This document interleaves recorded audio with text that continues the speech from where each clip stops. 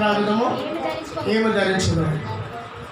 అందుకని అటు వారు ఎంతకాలం వారి జీవిత కాలంలో ప్రయాణించిన అభివృద్ధి అనేది వాళ్ళు కనపడదు, నెమ్మది అనేది వాళ్ళు కనపడదు, సమాధానం అనేది వాళ్ళు కనపడదు. సమాధానం ఎవరికి దొరికింది, సంతోషం ఎవరికి దొరికింది, మరి ప్రతి విషయంలో ఆశీర్వాదం ఎవరికి దొరికింది అంటే దేవుడి తట్టు ఎవరితో తిరుగుతారో వాళ్ళకే ఆ కార్యాలు జరిగింది. హల్లెలూయా. పండు మీరు అర్థమండి. కాబట్టి దేవుడి పిల్లలు ఎలా ఉండాలంటే కరెక్ట్గా ఉండాలి. కరెక్ట్గా అంటే ఇది ఎవరి సాక్ష్యం అవ్వాలి? దేవుడి పిల్లలు కరెక్ట్గా ఉన్నారని సాక్ష్యం ఎవరు వాళ్ళు చెప్పండి? ఎవరు సాక్ష్యం ఇవ్వాలంటే ముగ్గురు సాక్ష్యం ఇవ్వాలి. ముగ్గురు. ఒకళ్ళు దేవుడు సాక్ష్యం ఇవ్వాలి. దేవుడు యోబుని అన్నాడు, యోబు నాయుడు, నీతిమంతుడు, యథార్థవంతుడు, న్యాయవంతుడు, అట్టివాడు పుట్టాడు, అట్టివాడు ఎన్నడు ఉండడని దేవుడే సాక్ష్యం ఇచ్చాడు. హల్లెలూయా. హల్లెలూయా. యోబునే కాదు, చాలా మంది భక్తులు కూడా దేవుడు సాక్ష్యం ఇచ్చాడు. రెండోది ఎవరు వాళ్ళని? సేవకుడు వాళ్ళ కుటుంబం. సేవకుడు వాళ్ళ వాడి గురించి అలాంటి కుటుంబం నమ్మదగినది, నేను లేకపోయినా ఆ పనిని కరెక్ట్గా చేస్తాను, నేను ఏదంటే అది చేస్తాను, దేవుడు ఏది చెప్పితే అది చేస్తాను అని దైవజనుడు నీ కుటుంబం గురించి సాక్ష్యం ఇవ్వాలి. ఎవరి గురించి? ఎవరి గురించి ఇవ్వాలి? కుటుంబం గురించి దైవజనుడి సాక్ష్యం. మూడోది ఎవరంటే సమాజం గురించి సాక్ష్యం ఇవ్వాలి. హల్లెలూయా. చెప్పండి. ఒకటి ఎవరు? దేవుడు సాక్ష్యం ఇవ్వాలి. రెండోది ఎవరు? సేవకుడు సాక్ష్యం ఇవ్వాలి. మూడోది ఎవరు? సమాజం గుర్తించాలి. పలానా కుటుంబం మంచిది, పలానా కుటుంబము దైవభక్తి గల కుటుంబం, పలానా కుటుంబం ఆశీర్వాద కుటుంబం, పలానా కుటుంబం దేవుడు కుటుంబం అని సమాజం సాక్ష్యం ఇవ్వాలి. సమాజం అంటే ఎవరు?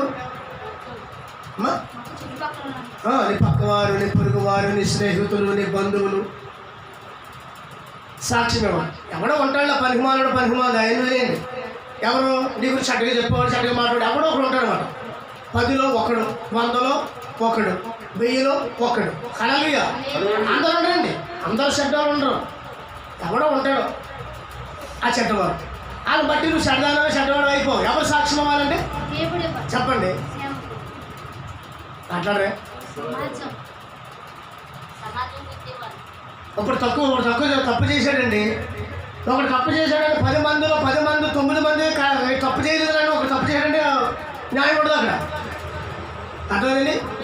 న్యాయం ఉండదు అక్కడ. వాడు శిక్ష ఉంటుందా? 10 మందిలో చెప్పండి, 10 మందిలో 9 మంది ఇతడు తప్పు చేశాడండి అంటే శిక్ష ఉంటుంది అక్కడ. ఒక్కడు తప్పు ఉందంటే చెప్పండి, బాగా గుర్తించుకోండి. 10 మంది తప్పు ఉందంటే వాడికి శిక్ష ఉంది. 10 మందిలో 9 మంది తప్పు లేదంటే ఒక్కడిది చల్లదు. ఎందుకంటే అతడు స్వార్థ బుద్ధి మనుషుడు అని గుర్తుంది. కానీ స్వార్థ బుద్ధి మనిషి ఆడవాడి ఏంటి 9 మంది కరెక్ట్గా చెప్పారు, నువ్వేంటి అలా మాట్లాడుతున్నావు అని అక్కడ న్యాయం చేయడానికి లేదు. మరి ఒక్కడే కరెక్ట్గా చెప్పి ఉన్నవాళ్ళు అబద్ధం చెప్పారు అనుకోండి, ఆడు చెడ్డోడైనా మంచోడైనా 9 వైపుకి చూస్తాం సమాజం. హల్లెలూయా. అలాగంటే నీవు కూడా నేను కూడా దేవుడి దృష్టిలో, సమాజ దృష్టిలో, ప్రజల దృష్టిలో ప్రతి విషయంలో కూడా మనం ఏం కలిగి ఉండాలి? గొప్ప సాక్ష్యం కలిగి ఉండాలి. గొప్ప సాక్ష్యం.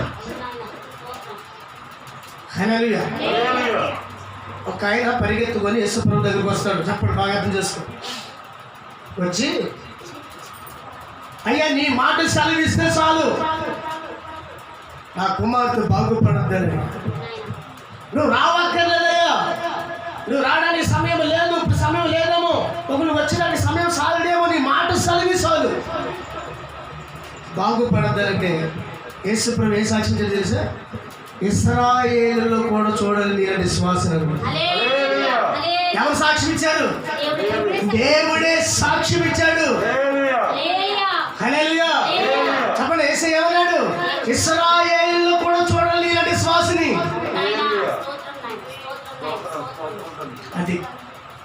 భక్తి చేస్తే సరిపోలేదండి. భక్తికి తగ్గ జీవితం మనం జీవించాలి. మనం చేసే పనుల్లో న్యాయం ఉండాలి, మనం నడిచే నడవడికలో న్యాయం ఉండాలి, మనం చేసే ప్రార్థనలో న్యాయం ఉండాలి, మనం పాడే పాటల్లో న్యాయం ఉండాలి. అందుకే ఇందాక రాసిన పాటలో అర్థం చెప్పండి. అసలు దేవుడు నంబర్ 1 కలవిగా మా దేవుడు ఎవరండి? నంబర్ 1 సృష్టి యావత్తులో నంబర్ 1 ఎవరంటే దేవుడు. ఎవరా దేవుడు అంటే ప్రభువైన యేసుక్రీస్తు. హల్లెలూయా. ఆయన త్యాగంలో న్యాయం ఉంది, ఆయన మాటల్లో సత్యం ఉంది, ఆయన రక్తంలో పరిశుద్ధత ఉంది. హల్లెలూయా. ఆయన సత్యదేవుడు, యథార్థవంతుడు. కాబట్టి 40 రోజుల్లో మనం ఏం నేర్చుకోవాలంటే సత్యాన్ని నేర్చుకోవాలి. దేవుడు మెచ్చాలి. హల్లెలూయా. దేవుడిని కుటుంబాన్ని మెచ్చాలి. మెచ్చాలంటే ముందు ఎలా తెలుస్తుంది దేవుడు నిన్ను మెచ్చుకున్నాడని?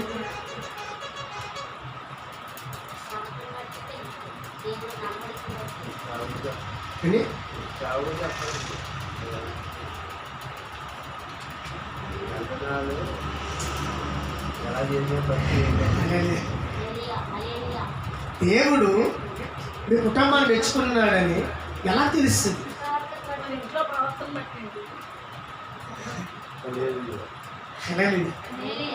ఎలా తెలుస్తుందండి? నీ సేవకుడు నీ గురించి సాక్షించిన, నీ వాళ్ళు నీ గురించి సాక్షించిన, మొన్న వరకు నిన్ను ఏడిపించారు, నువ్వు బట్టి ఏళ్ళగా చూశారు, నిన్నటి బాధ పెట్టారు, చిన్న చూపు చూశారు, అయినా భరించాం, సహించాం, నిలబడ్డాం, వాళ్ళని ప్రార్థించాం, వాళ్ళని ప్రేమించాం. అప్పుడు వాళ్ళు నీ గురించి సాక్ష్యం ఇస్తారు. ఏంటి తెలుసా?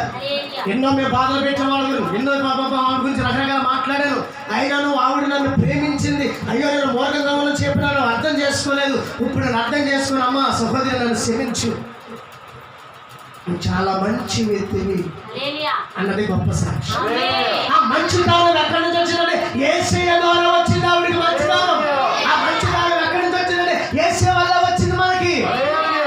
ఇన్ని వల్ల నీ పొరుగు వారిని మనం ప్రేమిస్తున్నాం, ఎక్కడ వారికి సహాయం చేస్తున్నామంటే, ఎక్కడ వారిని ప్రేమిస్తున్నామంటే, ఎక్కడ వారికి కృతజ్ఞతగా మనం ఉన్నామంటే అది కేవలం ఎవరి ద్వారా వచ్చిందంటే ప్రభువాని యేసుక్రీస్తు ద్వారా వచ్చింది. హల్లెలూయా. కాబట్టి నీ గురించి సాక్ష్యం ఎవరు ఇవ్వాలంటే సేవకుడు ఇవ్వాలి. ఎక్కడ వాళ్ళ సాక్ష్యం మనం చూపించాను కదా మీకు. ఉన్నారండి ఎంతమంది ఉన్నారు? మన అంతమంది ఆదివారం, మొన్న ఆదివారం కాదు, అంతమంది ఆదివారం బలారాధన చూసింది. ఒక దైవజనుడు కొన్ని వేల మందులు ఒక వ్యక్తిని తీసుకొచ్చి సాక్ష్యం ఇచ్చాడు. చూసారా మీరు? మీడియా విన్నారా? మాట్లాడండి, మర్చిపోయారా? ఆయన ఎలా ఉన్నాడు? మీలాంటి అందగాడా, మీలాంటి బలవంతుడా, మీలాంటి ఐశ్వర్యం కలిగిన వాడా? అసలు ఎంత చక్కని గొప్ప దైవజనుడు. ఆ దైవజనుడు మరి అంతమంది ఉన్న వాళ్ళందరి గురించి సాక్ష్యం ఎందుకు ఇవ్వలేదు? ఆ ఒక్క వ్యక్తి ఎందుకు సాక్ష్యం పొంది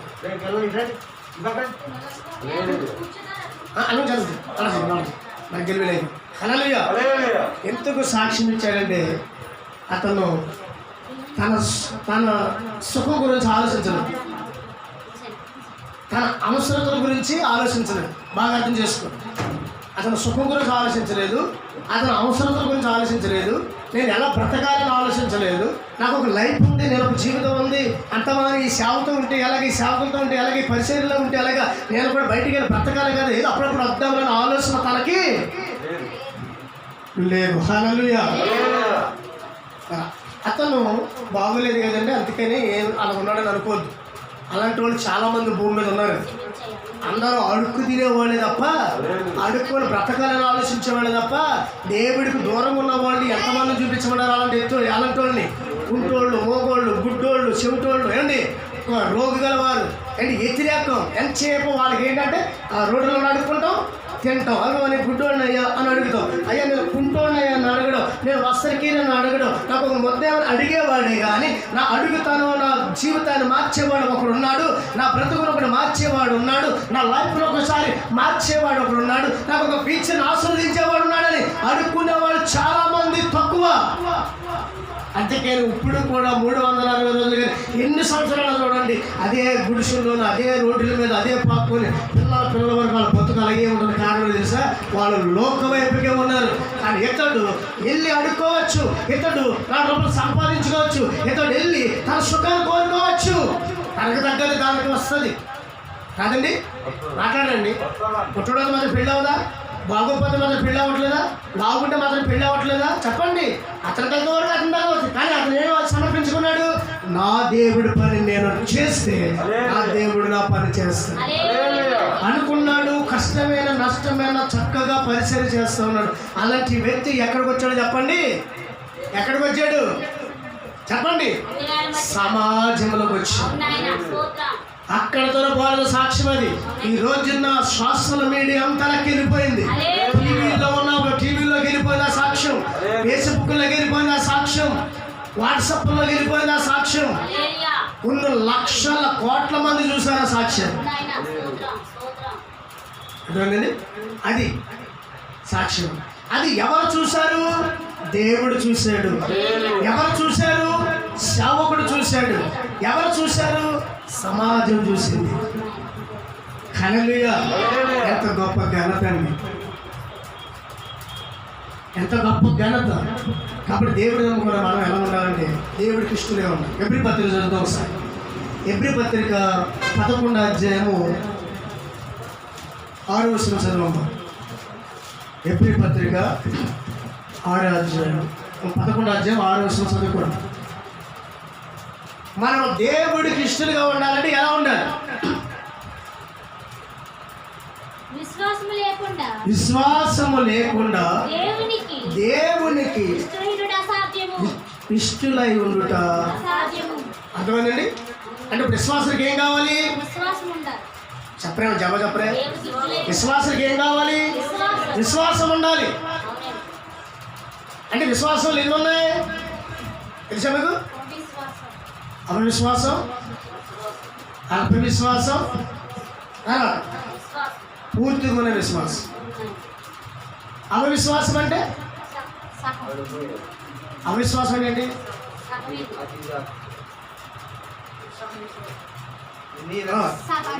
అదే అటు ఇటు ఇటు. అల్పవిశ్వాసం అంటే మొత్తం పడిపోయే విశ్వాసం. అల్పం. అల్పం అంటే అల్పమైందంటే ఇరిగిపోయి, అంటే స్థితిపోయి, అదే మన అలా పట్టుకొని ఇరిగిపోయేది మాట. ఎక్కడికి వస్తే సీపర్ పొలాల కంటే ఇరిగిపోతుంది, రెల్లీల కంటే ఇరిగిపోతుంది. అది అల్పమైంది. హల్లెలూయా! అల్ప విశ్వాసం. రెండోదంటే పరిపూర్ణ విశ్వాసం. మరి పరిపూర్ణ విశ్వాసం కలిగిన వాళ్ళు ఎబ్రీ పత్రికలో చాలా మంది జయించిన వాళ్ళు కనపడ్డారు.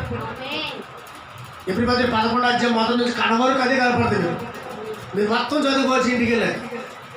విశ్వాసం బట్టి ఎలా పోరాడారు, విశ్వాసం బట్టి ఎలా ఆశీర్వాదం పొందారు, విశ్వాసం బట్టి ఎలాంటి నైపుణ్యం పొందారు, విశ్వాసం బట్టి ఎక్కడ ఉన్నారో బైబిల్లో మొత్తం కనపడుతుంది. అది విశ్వాసం లేకుండా దేవుడికి ఇష్టడై ఉండుట అసాధ్యం. దేవుడిని నేను మెచ్చుకోవాలంటే, నీ కుటుంబాన్ని మెచ్చుకోవాలంటే నువ్వు ఎలా ఉండాలి? దేవుడికి ఇష్టడుగా ఉండాలి. ఇష్టడుగా ఉండాలంటే నీ విశ్వాసం పరిపూర్ణంగా ఉండాలి. దేవుడి దగ్గరికి వెళ్తే నా కార్యం జరిగింది, దేవుడి దగ్గరికి వెళ్తే నా కుటుంబం బాగుంటుంది, దేవుడి దగ్గరికి వెళ్తే నేను అన్ని విషయాలు ఫలిస్తాను, దేవుడి దగ్గరికి వెళ్తే నా దేవుడు నన్ను అన్ని విషయాలు ఆశీర్వదిస్తాడు అన్న విశ్వాసం మీలో ఉండాలి. అయితే గలిబిలి అయిందంటే అది నా దేవుడు కార్యం చేస్తాడు. ఒక రోగం వచ్చిందంటే దేవుడు నన్ను స్వస్థపరుస్తాడు. అనుకున్న కార్యం ఆగిపోయినంటే దేవుడు నిలవేరుస్తాడు. అది విశ్వాసం. అదే అన్నాడు అన్నమాట. ఒక ఆయన పరిగెత్తుకొని వచ్చి ఏమన్నాడు? అయ్యా, నా కుమార్తె అండి సావు బ్రతుకుల్లో ఉంది, నువ్వు రావక్కర్లేదయ్యా, నీ మాట సెలవిస్తే. ఎంతగా మాట్లాడగలడు? ఆయన మాటలో సత్యము. యెషయా గ్రంథంలో ఉన్నమాట, నీతి గల మాట బయలు వెళ్ళి ఉన్నది, భూమి ఆకాశములు గతించొచ్చమగ నా మాటలు గతించు. ఆయన మాట సత్యం. ఆయన మాటలో జీవం ఉంది. ఆయన మాటలో పరిశుద్ధత ఉంది. ఆయన మాటలో ఏదైనా జరిగింది. ఆయన సృష్టి కలిగిన ఆయన మాట ద్వారానే, సమస్తము కలిగింది ఆయన మాట ద్వారానే, సమస్త కార్యాలు జరిగినాయి ఆయన మాట ద్వారానే. దెయ్యాలు పారిపోయిన ఆయన మాట ద్వారానే, స్వస్థత కలిగింది ఆయన మాట ద్వారానే. హల్లెలూయా. దేవుడికి ఇష్టలు ఉండాలి. అంటే ఇష్టలు ఉండడం అంటే అయితే విశ్వాసం లేకుండా దేవుడికి ఇష్టలై ఉండుట అసాధ్యం. మరి ఇష్టలుగా ఉండాలి ఎలా ఉండాలి మనం? అదే అధ్యాయం 5వ వచనం. అదే అధ్యాయము 5వ వచనం. విశ్వాసమును బట్టి ఆనోకు మరణమును చూడకుండా కొనుక్కోబడును. అతను కొనుక్కోబడక ముందు దేవుడికి ఇష్టం. సరిపోదండి. అబ్బా, అది సాక్ష్యం. అర్థమైందండి. 2 వచ్చినాయి లేదా? ఫస్ట్ ఏంటి? విశ్వాసం ఉంది. రెండోది ఏంటి? దేవుడికి ఇష్టడుగా ఉన్నాడు. మూడోది ఏంటి? గొప్ప సాక్ష్యం కలిగి ఉన్నాడు. అది విశ్వాసులకి కావాల్సింది. అంతేగాని అక్కడ 100 మంది ఉంటారు, ఇక్కడ 1000 మంది ఉంటారు, అక్కడ గొప్ప స్వస్థత జరిగింది, ఇక్కడ అద్భుతాలు జరుగుతుంది, ఇక్కడ మంచి గంభీరంగా ఉన్నది, అక్కడ కొన్ని చూస్తే 1000 మంది ఉన్నారు, అక్కడే బాగుంటుంది అనుకుంటే అక్కడే ఉండదండి అండి. అక్కడ ఏముండదు. ఒక విషయం చెప్తాను మీకు. వరి పంట మనం ఒక 2 ఎకరాలు వరి పంట వేసాం అనుకోండి. వరి పంట ఏంది? పండిపోయింది, కోతకు వచ్చేసింది. రైతు అనుకుంటాడు, ఆహా ఏం పంట పండిందిరా అనుకున్నాడు. బాగా అర్థం చేసుకోండి. వరి పంట ఒక 2 ఎకరాలు బాగా పండింది. నిరుడి కంటే ఈ సంవత్సరం బాగా వచ్చిందిరా, నేను బాగా నీరు పెట్టాను, మంచి వెలుగు వేశాను, బాగా చూసుకున్నాను. మరి గడిచిన కాలంలో ఒక 60 బత్తాలు వచ్చినాయేమో, ఈ సంవత్సరం నాకు 100 బత్తాలు వస్తాను అనుకుంటాడు. దేని చూసి? పంటను చూసి. అసలు పాడ ఎప్పుడు తెలుస్తుందో తెలుసా నీకు? కోత కొయ్యాలి, దాన్ని కుప్ప వేయాలి, దానిని నోర్చాలి, దాన్ని ఉట్ట వేయాలి, దాన్ని జగర పోసినప్పుడు తెలుస్తుంది విత్తనాలు ఎన్ని ఉన్నాయో, శక్తి ఎంత ఉందో. అర్థమైందండి నా మాట? మీకు అర్థమైందా? ఒక పంటను చూసి మనం ఆశ్చర్యపోతాం. నేను ఆదివారం మీకు చెప్పాను కదా, ఏంటది? మామిడి పోతాను, మామిడి పోత, తర్వాత జీడిమడి పోత, తర్వాత యాప పోత, ఆ తర్వాత నోరు పోత. హల్లెలూయా. కాబట్టి ఆ పోతను చూసి మనం ఏమనుకుంటాం? ఆహా ఈ సంవత్సరం ఇరకాసి వస్తుంది అనుకుంటాం. కానీ కడకొచ్చినట్టు తెలుస్తుంది మాట ఆ చెట్టులో ఉన్న దమ్మేంటో, మన చేతికి వచ్చి ఏంటో. అలాగే పంటను చూసి కూడా మనం అనుకుంటాం, దానికి వెనకాల బోలంత చరిత్ర ఉంది. అందుకనే దేవుడు తన దాసుడు విత్తనం విత్తుతుండగా అది అనేకమైన విత్తనాలతో పాటు మరి గురుగులు కూడా మొలిసినాయి అంటండి. అంటే విత్తనాలు ఏమున్నాయి అండి? కేడీ కూడా ఉన్నాయి, కేడీ ఉన్నాయి, మంచి ఉన్నాయి. అప్పుడు అంటున్నాడు శిష్యుడు, అంటున్నాడు అయ్యా మరి గురువులు కూడా ఉన్నాయి, మంచి విత్తనాలు కూడా ఉన్నవి, అదే పని చేస్తానయ్యా, మరి దీన్ని వేరేస్తాడు, వేరవద్దు అన్నాడు. తర్వాత ఏసకి ఏమన్నాడు? అది మొలిసింది, ఇది కూడా మొలిసింది, పీక్కి వేస్తానన్నాడు. వద్దు అన్నాడు దేవుడు. అంతేకాదు సంఘంలో కొంతమంది చీడ పురుగులు ఉంటారు. సంఘం ఎవరు చెప్పండి? పాట పాడితే నచ్చలేని వాళ్ళు, సహాయం చేస్తుంటే వెనక అయ్యేవాళ్ళు, పరిచయం చేస్తుంటే చెడ్డవాళ్ళు చెప్పేవాళ్ళు, సరిగ్గా సహకరించినప్పుడు అడ్డుపడేవాళ్ళు, రకరకాల మనుషులు సంఘాలు ఉంటారని మీకు తెలుసుకుంటే మీరు ఎదురైంది, నాకు చాలా ఎదురైంది. అలాంటి వాళ్ళు ఉంటారు అనమాట. అందుకని ఏంటంటే వాళ్ళు మనం ఏదో అన్నవాళ్ళు ఏం చేస్తారు? ఏం మాట్లాడినా మనం అన్నాం అనుకోండి, అది అయిపోయాడు. అందుకని ఈ రోజుల్లో ఏం కావాలంటే చెప్పండి, మనిషికి లాలింపు, చెప్పండి ఏం చెప్పండి, మనిషికి పొగిడింపు, బట్టకి జాడింపు, సారికి తాలింపు, ఇవన్నీ ఉంటే కానీ పనులు అవ్వట్లేదు. పొగడాల ఇది ఎలా పాడిన ఆహా ఓహో ఏ కోయిలుగా పాడావమ్మా అని అడగాల. నువ్వు చాలా తక్కువ మీద వాక్యం చదివిన ఆహా ఏం చదువమ్మా అనాల. నువ్వు సరిగ్గా పని చేయకపోయినా అప్పుడప్పుడు వచ్చిన మధ్య మధ్యలో అడ్వర్టైజ్న ఆహా నీలాంటి వ్యక్తి లేదన్న పొగిడినప్పుడు నువ్వు ఉబ్బుపోత కప్పలాగా. అది కాదని కావాల్సిన నిజమైన సాక్ష్యం కాదు. హల్లెలూయా, హల్లెలూయా. కాబట్టి వరి పంటలు మనకి ఎప్పుడు తెలుస్తుందంటే కోత కాలంలో. నేను పీకి వేస్తానంటే వద్దు, పీకవద్దు, ఒక కాలం రాబోతుంది, దాన్ని పీకవా మంచిది కూడా. ఇప్పుడు నేను పీకరండి, గడిపీకరా, వర్షాలు గడిపీకరా, మాట్లాడండి,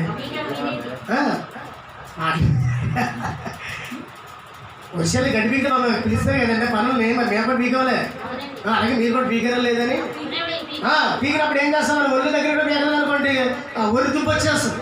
కాబట్టి జాగ్రత్తగా తీయాలి. అంతకే రాలేని స్థితిలో ఉంటే కనుక కొడవలతో పోయాలి. అర్థమైందండి? చాలా జాగ్రత్తగా తీయాలన్నమాట. ఎందుకంటే ఈ దుప్పు కంటే ఈ చెత్త దుప్పు చాలా బలమైంది. మీరు ఎప్పుడైనా గమనించడం లేదు? ఈ చెత్త దుప్పు కొన్నంత వేరు బలము దానికి ఉండదు. మీరు ఎప్పుడైనా గమనించడం లేదు? అందుకని ఆ దుప్పు ఎంతలా ఉన్నా, ఈ దుప్పు ఎంత ఉన్నా ఇలా అనగానే మొత్తాన్ని కదిలిపోదు. అంత బలంగా ఉంటుంది వరిగడ్డి. అలాగే చెత్త గడ్డి చాలా గట్టిగా ఉంటుంది. మీరు ఎప్పుడైనా గమనించాం. కాబట్టి ఏంటంటే అలా ఎప్పుడైతే మన పీక వేస్తాం అది పాడైపోద్ది. కాబట్టి దేవుడు ఏమన్నాడంటే మీరు పీకవద్దు, ఒక కాలం వస్తుంది, ఆ కాలంలో దానితో పాటు అప్పుడు ఈ రెండు అనుకుంటున్నాయంట. బాగా అర్థం చేసుకో. ఇదిగో నువ్వే కాదు, నేను కూడా దీంట్లో నాటబడ్డాను. నీకు నీరెట్టాడు, నాకు నీరు పెట్టాడు. నీకు మందు పెట్టాడు, నాకు మందు పెట్టాడు. నిన్ను బాగా చూస్తున్నాడు యజమానుడు, నన్ను బాగా చూస్తున్నాడు. చూసావా నేను ఎంత గొప్పదాన్నో అని ఇదేం చేసిందంట, కొంచెం ఎగురు పడుతూ ఉన్నాడు. ఎవరు? అని కేడీ సంబంధించి అంటే డమ్మిది మాట. ఎగురుతూ ఉన్నాడు. ఎగురుతూ ఉండగా అనుకుంటుందట, కంగారు పడకో, ముందుందే ముసలి పండుగ అని మంచి గడ్డి వరి అంటున్నాడు. చూద్దాములే, నువ్వెక్కడున్నావు నేను ఎక్కడ ఉన్నాను, నువ్వెక్కడో నేను ఎక్కడికి వెళ్తాను కదా అనుకున్నాను. సర్లే వేసేదాకా అనుకున్నాయి, పొలిసేదాకా అనుకున్నాయి, కోసేదాకా అనుకున్నాయి, కుప్ప వేసినప్పుడు కూడా అనుకున్నాయి అంట. చూసావా మన ఇద్దరం ఒకే చోట ఉన్నాము. అదిగో బత్తాలు వస్తున్నాయి, బత్తాలు కూడా మన ఇద్దరమే ఉంటాం, మిల్లులో కూడా మన ఇద్దరమే ఉంటాం, వంట చేసుకున్నప్పుడు కూడా మన ఇద్దరమే ఉంటాం. ఏదో అనుకున్న పిచ్చమోహన్ గారు కంగారు వాడికి అన్నదని గుట్ట వేసాక తెలిసిందంటే ఎగరపోసాడికి ఏమైంది? దుష్టుడు అలాగే ఉండక గాలికి చెదురు పొట్టవలే ఉండదు. కీర్తన 1 వస్తున్నాడు. హల్లెలూయా. కాబట్టి మన దేవుడికి ఇష్టలుగా ఉండాలి. ఇష్టలుగా ఉన్నట్టు మనకి ఎప్పుడు తెలుస్తుంది అంటే నారీ విమర్శలో దుష్టుడును, నీతిమంతుల సభలో పాపులు నిలవరు, నీతిమంతులు యెహోవాకు తెలును, దుష్టుడు అలా ఉండగా నాశనానికి దారిపడను. కీర్తన 1 మాట మనకు కనపడుతుంది. కాబట్టి మనం అందరం నీతిమంతులమా యథార్థమంతుల మనం చెప్పుకోవడం కాదు, ఒక కాలం రాబోతుంది. ఆ కాలం వచ్చినడికి మనం ఎక్కడ నిలబడదు తెలుసా? నిర్దోషిగా నిలబడదు దేవుడు ముందు. ఇప్పుడు ఏం తెలియదు మనకి, మనం ఏంటో ఏం భక్తి చేసేస్తున్నాం. అయిపోయింది, 40 రోజులు అయిపోయింది, 3 రోజుల కోసం అయిపోయింది, క్రిస్మస్ అయిపోయింది, 31st అయిపోయింది, తర్వాత ఆదివారం అయిపోయింది, శుక్రవారం చూసుకుందాం, తర్వాత వెళ్దాం అన్నట్టుందో మన భక్తి. అది కాదు కావాల్సింది, నువ్వు ఉన్నంత కాలం జీవితాంతం కూడా నువ్వు కరెక్ట్గా ఉండాలి దేవుళ్ళు.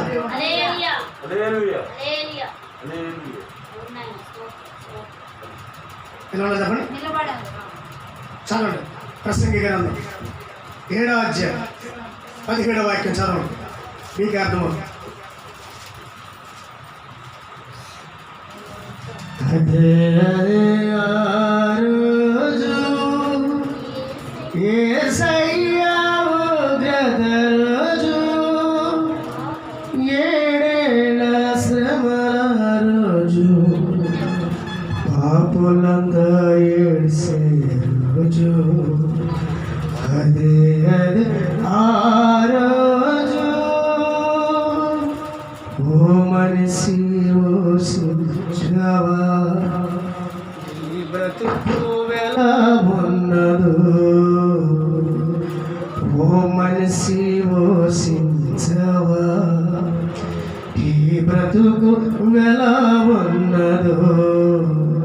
ధనము చూసి దగా పడకుమా,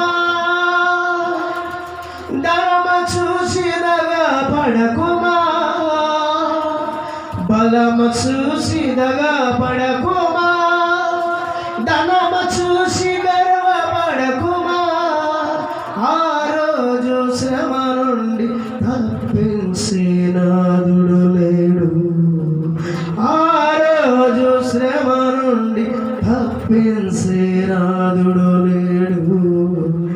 అదే ఆ రోజు యేసయ్య ఉగ్రత రోజు, 7 ఏళ్ల శ్రమల రోజు, పాపులంతా యేసే రోజు.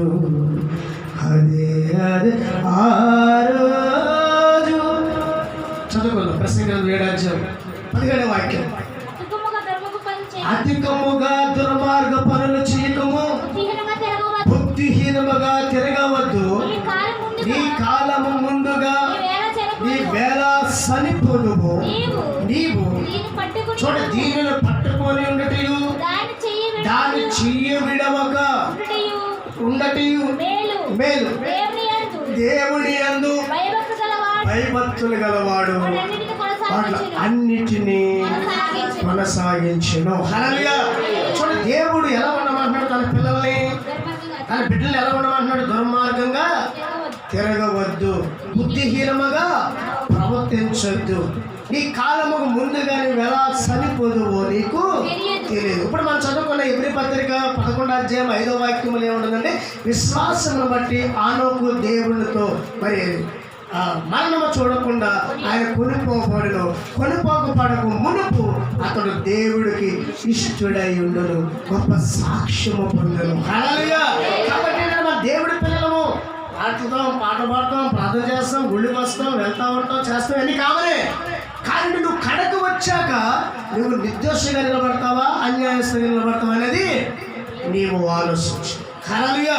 ఎందుకంటే దేవుడు ప్రతిదీ జీవ గ్రంథములో రాయబడి ఉంటుంది. ప్రతిదీ కూడా, ప్రతిదీ మనం ఉదయం లేచిన కాడి నుంచి సాయంత్రం వరకు, సాయంత్రం పడుకున్న కాడి నుంచి ఉదయం వరకు 360 రోజుల్లో మన ప్రతి గ్రంథ కాలం కూడా మనం చేసే చిన్న పొరపాటు కూడా గ్రంథంలోకి ఎక్కేసి దేవదూతలునే మనకి పరిశీలన చేయడం. అర్థమైందండి? మాట్లాడండి. అంటే ఇప్పుడు మనం కరెక్ట్గా నిలబడాలి. మన గురించి ఎవరు సాక్ష్యం చెప్పండి? ఎవరు సాక్ష్యం ఇచ్చారు? ఇక్కడ దేవుడు సాక్ష్యం ఇచ్చాడు, రెండోది దైవజనుడు సాక్ష్యం ఇచ్చాడు, మూడోది సమాజం సాక్ష్యం. సమాజం ఎవరు? మనం చెప్తున్నాం కదా, ఆనోకరంగా ఉన్నాడా చెప్పుకున్నాం లేదా? అంటే మనం కూడా ఎలా ఉంటాం, మనం కూడా అలాగే ఉండాలి అనుకుంటున్నామా లేదా? వాటి మీకు అర్థమైందండి. కాబట్టి ఏంటంటే మనం ఎలా ఉండాలంటే విశ్వాసమును కలిగి ఉండాలి, రెండోది దేవుడికి ఇష్టలై ఉండాలి, మూడోది గొప్ప సాక్ష్యం. ఈ 40 రోజుల్లో మరి మీరు ఏం నేర్చుకోవాలనుకుంటున్నారు? ఇంకెలా విశ్వాసంగా ఉండాలనుకుంటున్నారా, లేకపోతే ఎలా మేలు జరిగితే అనుకున్నారు? అలా చెప్పండి అన్నమాట. ఎలా ఉండాలనుకున్నారు? అది గట్టిగా దేవస్థానం చెప్పండి. ఉన్నారా? ఇక్కడ ఉన్నారా? ఎక్కడ ఉన్న వాళ్ళందరూ చెప్పండి. ఇక్కడ లేవని వాళ్ళు చెప్పండి. హల్లెలూయా. అంటే ఎక్కడ ఉన్నారా? ఇక్కడే ఉన్నారు, కానీ మనసు ఇక్కడ లేదు. వాడి మీకు అర్థమైందండి? ఏమనుకుంటున్నారు? ఈ 40 రోజులు ఎలా ఉండాలనుకుంటున్నారు? ఈ లెంత్ దినాల్లో దేవుడు మన కోసం ఎలా ఉన్నాడు? దేవుడు ఎలా ఉన్నాడు? దేవుడి పిల్లలు మన ఎలా ఉన్నారు?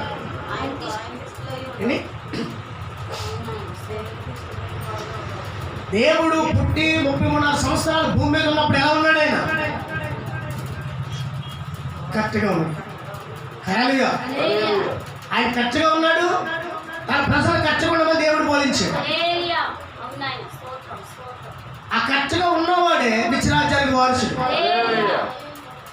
మర్చిపోకుండా ఎదరుందో ముసలి పండుగ చూసారా? ఎదరున్నది ఏంటంటే ఒక తీర్పు ఉందన్నమాట. ఎలాంటి తీర్పు ఉందో మీరు ఇంటికి వెళ్ళి చదువుకోండి. ప్రకటన గ్రంథం 3వ అధ్యాయం నుంచి లాస్ట్కి 22 వాక్యాలు ఉంటాయి, 22 అధ్యాయాలు ఉంటాయి మాట మొత్తం. మీరు చదువుకుంటే తీర్పులు ఎలా ఉంటాయో, 7 ముద్రలు, ఒక్కొక్క ముద్ర వల్ల ఎలాంటి పరిస్థితులు ఉంటాయో, ప్రకటన గ్రంథం, ప్రవచనాల గ్రంథం, జరగబోయే గ్రంథం మాట యోహాను గారు రాసిన గ్రంథం. హల్లెలూయా. అది చదువుకోండి సరిపోతుంది. భవిష్యత్తు దాని గురించి రేపు పొద్దున మనం మాట్లాడుకుందాం. హల్లెలూయా. కాబట్టి నువ్వు ఎలా ఉండాలనుకుంటున్నారు? కరెక్ట్గా ఉండాలనుకున్నారా? సగవట్టి సగమిట్టు ఉండాలనుకున్నారా అండి? సగమిట్టు సగమిట్టు ఇది రాజకీయం కాదండి. చెప్పండి ఏంటిది? దేవుడు సమూహం. మనం చెప్పండి, ఎవరు చెప్పండి? రాజకీయాలు అనుకోండి, అందులో దూకుతారు, మారుతారు, అని కావలే. అది లోకానికి సంబంధించింది. మనం ఎవరు? దేవుడు సమూహం. దేవుడు సమూహం. అది అట్టే నుండు, లేదా ఇట్టే నుండు, లేదా చల్లగా నుండు, వెచ్చగా నుండు. మయ్యాలు 2 పాడల మీద పడగలరు, ఆ పాట పట్టి పాడటం కాకుండా కూలిపోతుంది. కాబట్టి అంటే దేవుడు నమ్మదగిన వాడు, నమ్మకస్తు. మీరు ప్రార్థించినప్పుడు అడగండి, ప్రభు మేము కరెక్ట్గా జీవించాలి, మా పిల్లలు మేము నీ సన్నిధిలో బలంగా ఉన్నాం. మా పని మేము చేసుకుంటూనే మీ పనిలో మేము బలంగా ఉన్నాం. మీ దాసుల ద్వారా మీరు ఏమి నాతో మాట్లాడారో ఆ మాటలు మేము అంగీకరించాం. పాటల్లో నమ్మకంగా ఉండాలి, ప్రార్థనలో నమ్మకంగా ఉండాలి, పరిచర్యలో నమ్మకంగా ఉండాలి. మీరు అక్కడ వరకు మేము నమ్మకంగా ఉండాలి. ఎత్తబడే సంఘములో మేము ఉండాలి అని మీరు ప్రార్థన చేయండి.